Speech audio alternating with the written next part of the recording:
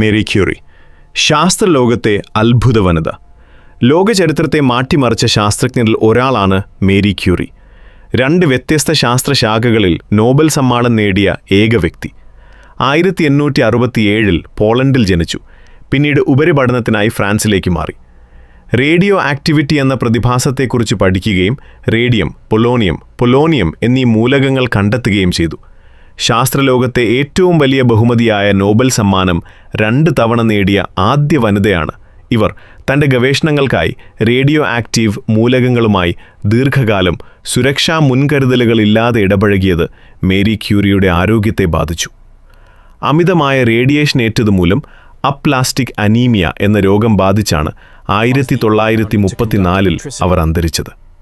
ഇന്നും അവരുടെ diary കുറിപ്പുകളും laboratory ഉപകരണങ്ങളും റേഡിയോ ആക്ടിവിറ്റി ഉള്ളതിനാൽ പ്രത്യേക ലീഡ് ബോക്സുകളിലാണ് സൂക്ഷിച്ചിരിക്കുന്നത്. സ്വന്തം ജീവിതം തന്നെ ശാസ്ത്രത്തിനായി സമർപ്പിച്ച ആ ധീര വനിത ഇന്നും ലോകത്തിന് ഒരു വലിയ പ്രചോദനമാണ്.